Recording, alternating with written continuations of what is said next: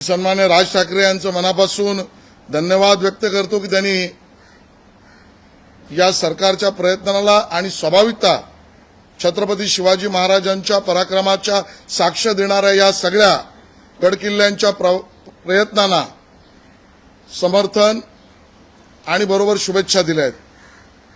आपल्याला या ठिकाणी हे सांगावं लागेल की मी मंत्री झाल्यावर माननीय मुख्यमंत्र्यांच्या निर्देशानुसार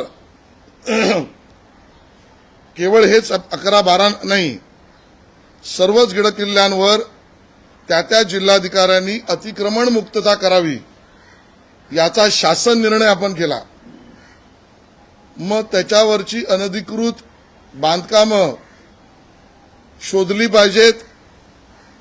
ती विविध विभागात असू शकतात, जसं वन विभाग, पुरातत्व विभाग, महसूल विभाग, तर त्या फेऱ्यात ती अडकता कामा नयेत। म्हणून याचं नोंद करण्यासाठी जिल्हाधिकारी स्तरावर समिती करावी हा शासन निर्णय केला।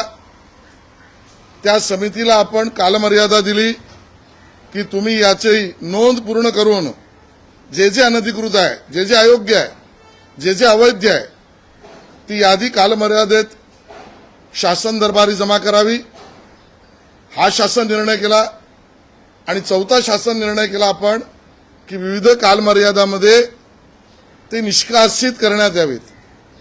आणि म्हणून गेल्या काही काळात आपण बघितलं असेल, काही गडकिल्ल्यांवरची अवैध अनधिकृत बांधकामं निष्कासित सुरू झाली, काही अजून बाकी आहेत, काही अजून विविध विभागात आहेत, काही न्यायालयीन प्रक्रियेत आहेत। या सगळ्यांचे निष्कासन होईल ही मागणी शिवप्रेमी दुर्गप्रेमींची याच्या बाबतीत शासन निर्णय घेऊन आम्ही कामाला लागलेलो आहोत। हिंदी भाषा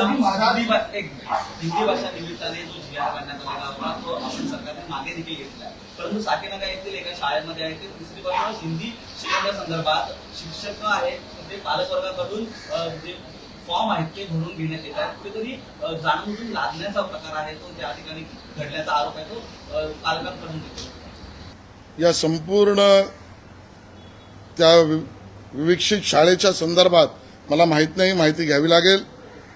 सरकारी अधिकारी आणि मंत्रालय ते जरूर माहिती घेईल। चुकीच्या पद्धतीने असं काही चाललं असेल तर शिक्षण मंत्रालय ते तपासेल। माझं व्यक्तिगत म्हणणं आहे की राज्य सरकारच्या शासन निर्णयापेक्षा कुणालाही वेगळं करण्याची मुभाच नाही। कोणी शासन निर्णय तोडत असेल तर ते गंभीर त्यावर तपासून कारवाई करणे त्या मंत्रालयाचं काम आहे। पण मी हेही सांगतो, मी आधी म्हटलं, या महाराष्ट्रामध्ये आजही 3 भाषा शिकवणाऱ्या शाळा आज नाही पहिल्यापासून आहेत की ज्यामध्ये जी खाजगी शाळा आहे ज्यांचं ॲफिलेशन हे सीबीएसई, आयसीएसई, आयबी, कॅम्ब्रिज ह्या मराठी अनिवार्यतेचा योग्य निर्णय आपण जो केला त्यानंतर तिकडे 3 भाषा शिकल्याच जात आहेत। आणि म्हणून तर ठाकरे कुटुंबियांच्या दुसऱ्या तिसऱ्या पिढीने किंवा आताच्या पिढीने या 3 भाषा शिकल्यात। तर या शाळेत तेच आहे का बघायला लागेल। आणि राज्य सरकारच्या ज्या शाळा आहेत ज्या अन्य माध्यमांच्या आहेत, मी आधी सांगितलं, ज्यामध्ये राज्य सरकारच्या अन्य माध्यमांच्या अनुदानित एडेड स्वयंअर्थ सहायता तिथेही 3 भाषा शिकवल्या जात आहेत। मग ही शाळा त्यातली आहे का तो समज पहिला आपल्याला स्पष्ट करायला लागेल। आणि त्यामुळे मी सुरुवातीलाही म्हटलं, या देशात या राज्यातील 20% विद्यार्थी 3 भाषा शिकतायत, ती मुभा इच्छिक त्यांना आहे। आणि त्यावेळेलाही मी म्हटलं होतं की हा गैरसमज पसरवला जातोय, गैरसमज मंडळींचा हेतू त्यावेळेला आम्ही प्रश्नांकित केला होता। गेल्या काही शिवसेनेचे जे आमदार आहेत, मग गायकवाड असतील, त्यासोबतच शिरसाट असतील, त्यांचे प्रकरण आहेत ती बाहेर येतात, त्यासोबतच भरतशेठ देखील असतील।